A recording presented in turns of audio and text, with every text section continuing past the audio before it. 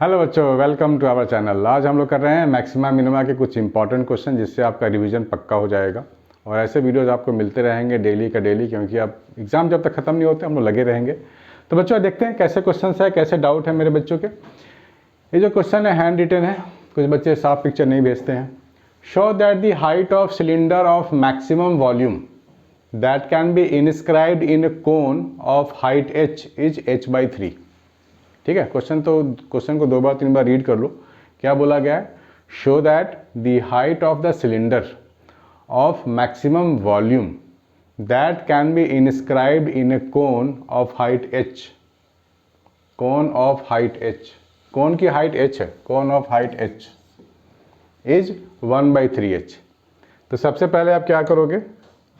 सबसे पहले आप कोन ड्रॉ करोगे। कोन ऐसे कोन ड्रॉ कर ले। चलो चलो चलो ऐसे कोन ड्रॉ कर लेते हैं। This is the cone. ठीक है, अब इसके अंदर सिलेंडर ड्रॉ कर लेते हैं। देखता हूँ मेरे पास सिलेंडर है कि नहीं। सिलेंडर शायद नहीं है इसमें, मैं खुद से ड्रॉ कर लेता हूँ। सिलेंडर सिलेंडर सिलेंडर सिलेंडर कोन को थोड़ा ऐसे गोला बना देते हैं ना, बेस तो गोल जैसा होता है ना कोन का। तो ये अब लग रहा है कोन, ये बन गया हमारा सिलेंडर ऐसा। ठीक है, तो ये जो कोन की हाइट है वो गिवन है h। ठीक है, और हाइट कुछ सिलेंडर की भी होगी, तो उसकी हाइट क्या मान ले? सिलेंडर की हाइट मैं y मान लेता हूँ। चलो ठीक है, मेरे को क्या प्रूफ करनी है?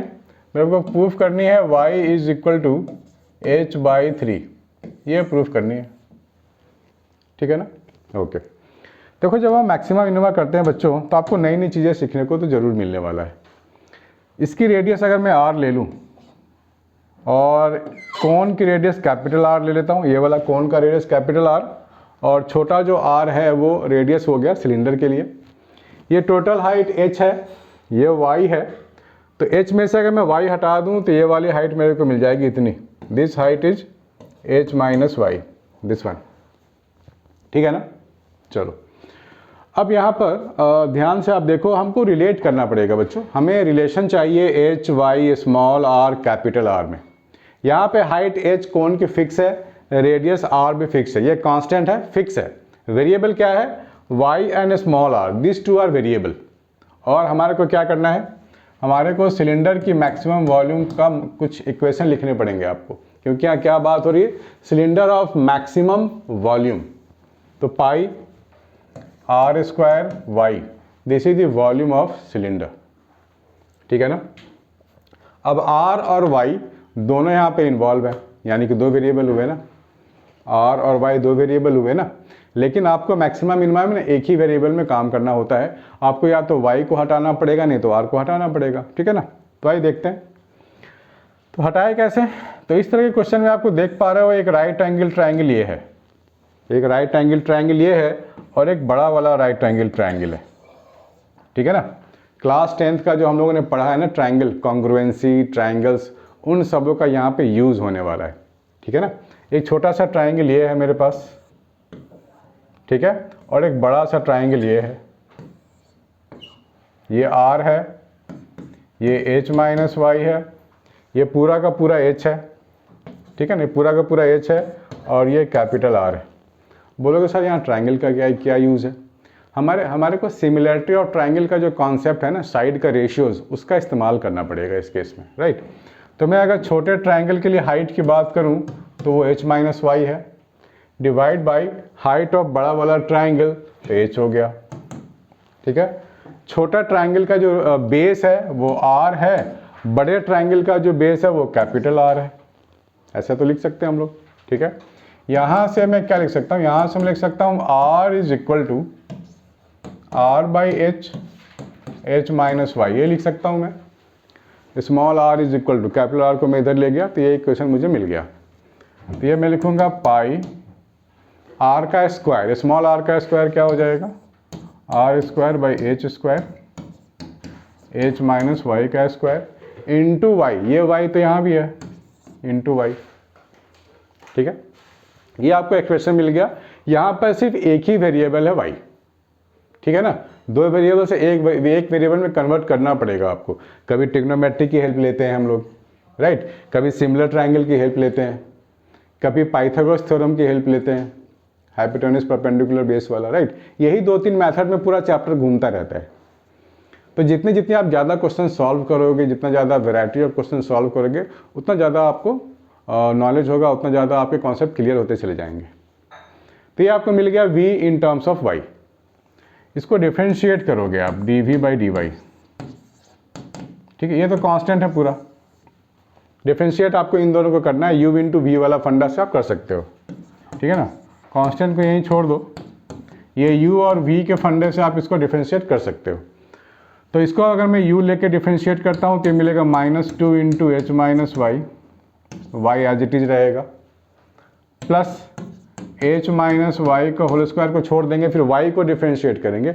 हम लोग y के रेस्पेक्ट में ही कर रहे हैं ना, तो यहाँ 1 मिलेगा, ऐसा कुछ, ठीक है ना।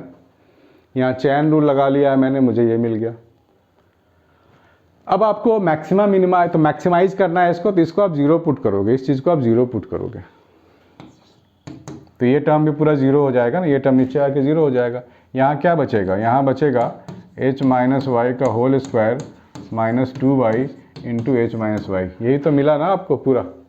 इसको सिंप्लीफाई करके हम लोग कोशिश करते हैं y की वैल्यू निकालने की।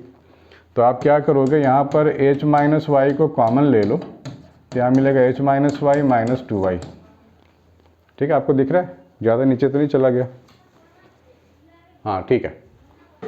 ये आपको मिल गया, ये वाली चीज़ आपको मिल गई ना।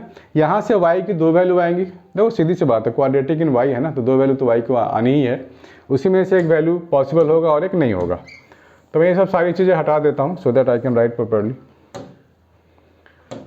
तो यहाँ पर आपको क्या मिलेगा, यहाँ पे 2 चीज़ें मिलेंगी, h minus y is equal to 0, that means h is equal to y, और दूसरा क्या है h minus of 3y is equal to 0। तो यहाँ से आपको y मिल जाएगा h/3, y मिल जाएगा क्या, h/3। 2 वैल्यूज आ गई हैं, लेकिन h is equal to y possible नहीं है, दिस इज नॉट पॉसिबल।